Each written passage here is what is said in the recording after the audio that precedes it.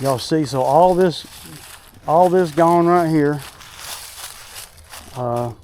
And there's thousands of dollars worth of work that they actually want to do. So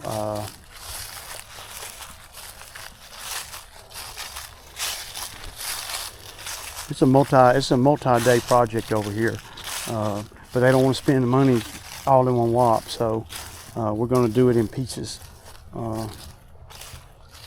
But all this gone, and probably that Bradford tree right there too. See, there ain't nothing you can do. Look at that. Look at that azalea coming out from where the rock is right there. You see that? It's terrible. So, the one thing that I'm going to do is I'm going to take a picture of some of these paver rocks, and we're going to try to see if somebody will come and get them that might want them.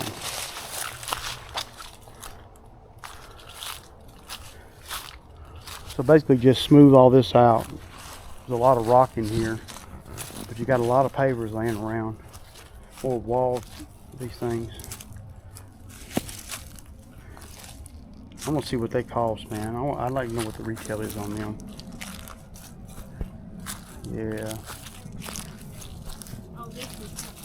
Finding all kind of goodies, huh? All right, I'll call you here in the next day or so, okay?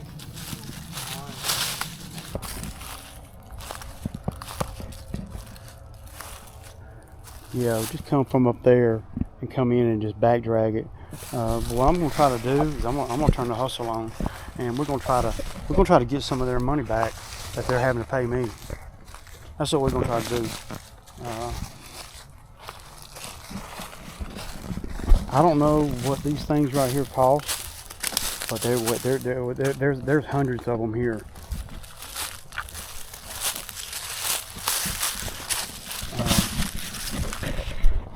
We got at least on the next phase, probably at least 2 or 3 days over here. So, yeah.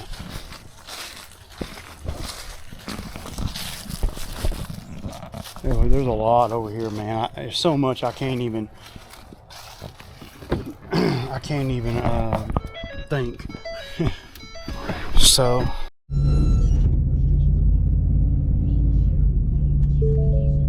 There's a lot of work over here. There's a lot of work over here, y'all. And they want to spend, you know, they're calling me. I didn't ask her. There's so much work over here. It'll be one of the bigger skid steer jobs that I've done.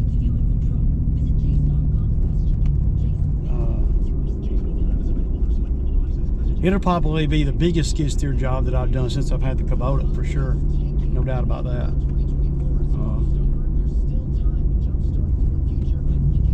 But now I got to get back up toward the house. Traffic's fixing to hit. They're calling for rain on Wednesday, man. That's what she said.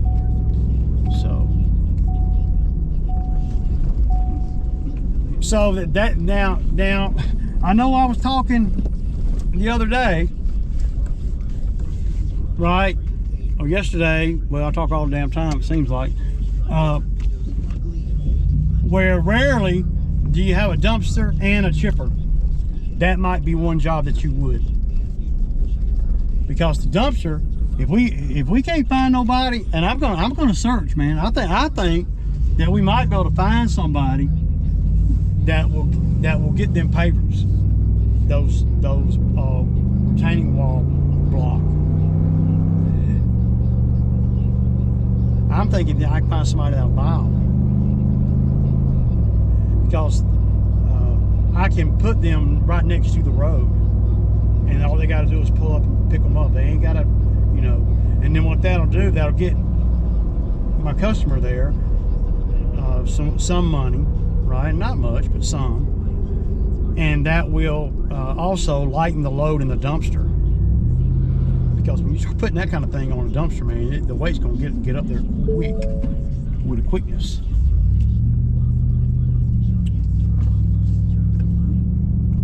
I got to know what they cost, man.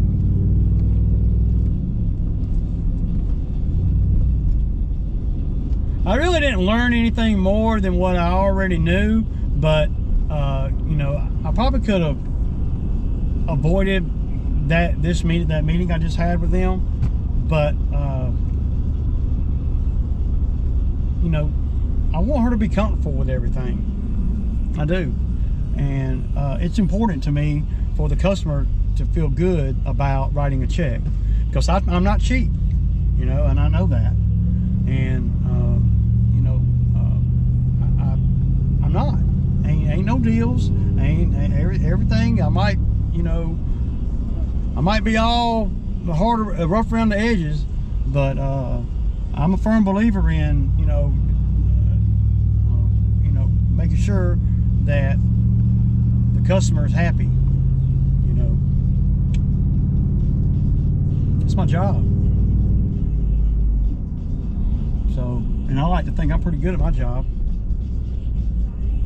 But it's important that we do things there that's going to help the property in the future, not just something a money grab, right?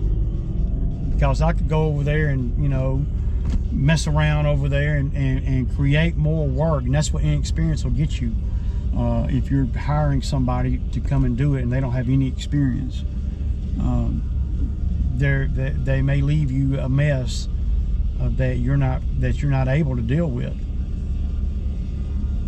But you done paid the money, see, and it ain't because they're trying to do that. It's because they're not thinking like somebody with experience. And granted, I don't have a whole heap of experience, but I got 5 years experience, and then, you know, in skid steer game, and I also got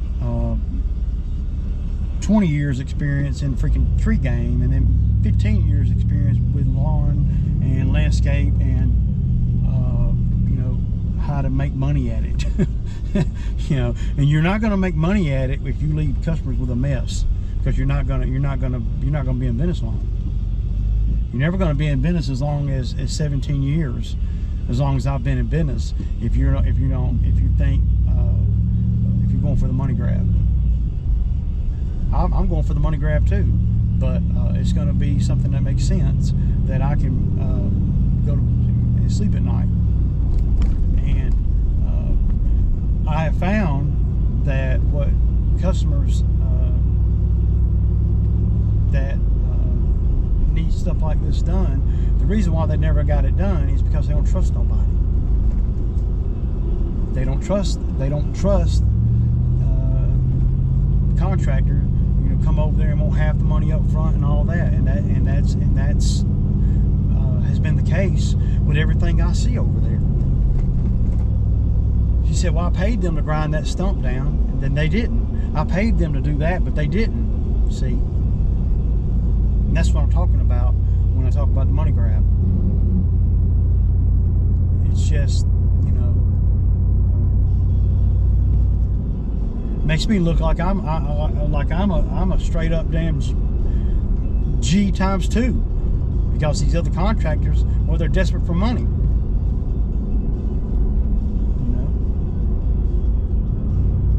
You can't put yourself in a spot where you're desperate for money and you got the equipment like I got. You got to make sure you manage things in a way to where you're never desperate for money. Do you want to get the money and get the job? Of course. I'm not saying that, but what I'm saying is you don't want to have the pressure of a payment due and you ain't got the money to pay it unless you do that job.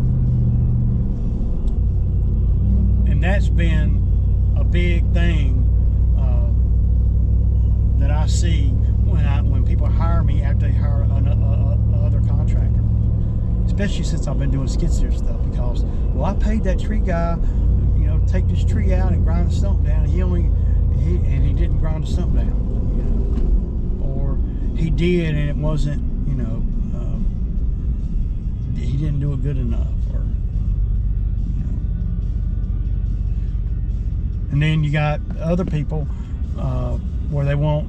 She said the last contractor was over there doing tree work, and he wanted to have his money up front, and he didn't even have to buy anything. He was trying to get half the money up front on labor. Now I can see, you know, if you don't know them, but see, if I didn't even know these old people, I would still do the work on their word. I would. Now that might come back and bite me at some point, but for these old people and me and the nature of the work and everything, I would do this job and get paid at the end of the job. That's what I would do. You got to be able to read people a little bit. Now I say that, and somebody could hit you in the head. It's always safe to have a contract, you know. But it's not necessary with every single person you do business with. It's rarely necessary with people I do business with. Well, you just asking for problems. Maybe, but I ain't had none yet. I ain't never not got paid on anything that I do, because I don't just go to work because, well, I'm not desperate for money. I'm not desperate for work. If they don't want, if you know, if I felt like, see, if you're desperate for money, you might have a feeling going into a job, you know, a feeling, and you can't act on that feeling, because you got to have that job. You got to have that money for that job. So if I have a feeling, I'm good. I don't need that job. I'm okay with it. I'm okay with not doing that work. And then if I were, God forbid, go over there to that job I was just saying and spend 2 or 3 days over there, and them not pay me, I'm not going to lose nothing. That's where you need to be, I think. I'm not going to lose my house. I'm not going to lose my machine. I'm not going to lose my truck. I'm not going to lose anything.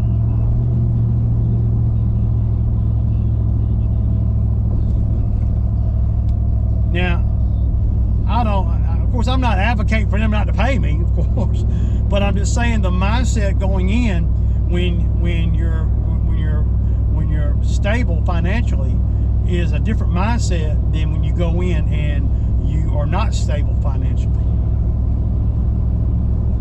That can make a huge difference on everything.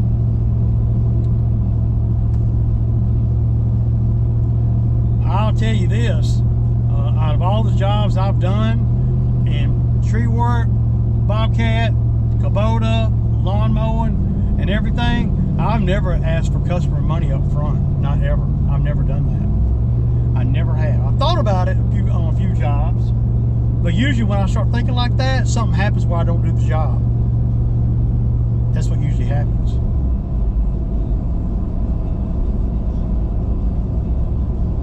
But that's just my thinking on, you know, let's make a deal type stuff.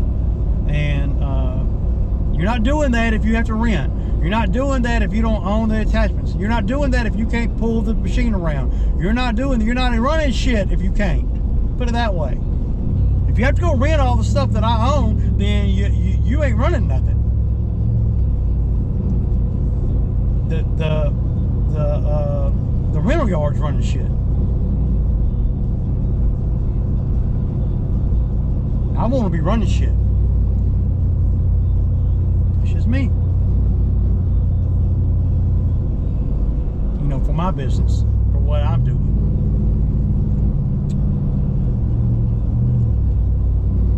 Well, my stomach's touching my back, y'all, man. I didn't get a lot of footage, but we're gonna make sure that we get this footage in the video, because these little things that I'm telling you guys right now about, you know, customers and all, they're going to ring true for you too, guarantee it. Especially if you're thinking about getting into skid steer work. But it ain't always been like this, y'all. You know, when I had the T190, a lot of times I was desperate for work, not because I was going broke, because I've always been pretty good at managing my money, even before I started the business. But I was always worried about something breaking that's going to take the money that I earned. You know, I was always worried about it. It ain't always been where I was able to I don't know, I don't want to say and sound egotistical, where I can, you know, stand on the mound and look down at everything and kind of see how everything works. I'm talking about in the business and how I'm doing the business, and the equipment that I buy and all that. You know, making strategic moves at the right times. You know, if you don't own the attachments, you're not going to do what I do. You got to be willing to sacrifice the money, and when you're willing to do that, well, number one, you got to have the money to sacrifice. So that means you got to live a certain type of way where you're not,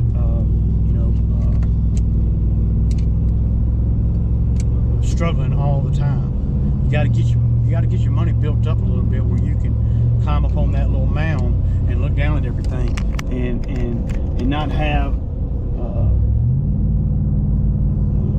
lack of funding being the whole reason why you're not growing or not evolving or not, you know. Has my business grown since I've been in business? Of course it has. Has it grown the way I thought it would? No. I thought that it would grow. I would be in the lawn maintenance and it would grow, and you know, I would have guys working for me, a couple trucks, and I went down that road, and around 2018, 2019, but really even before then, I realized that labor and stuff is just not, it's just not where I want to be. It's just not. So what does a guy like me do? He looks at the playing field and he realizes, okay, you need to master this lawn maintenance so you can make enough money to maybe one day either let it go, step out of it, or sell it. Especially if you're going to have the labor issues that you're having now. And I do. I have the labor issues now. Go figure.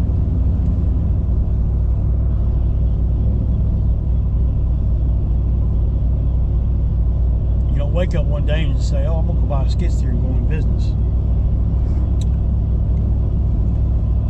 It took me 12 or 13 years to buy the first, it took me about 11 years before I bought my first skid steer.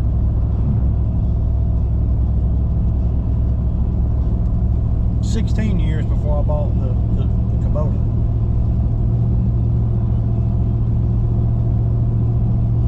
It is what it is, man. But I'm gonna get off my soapbox, y'all. Deuces.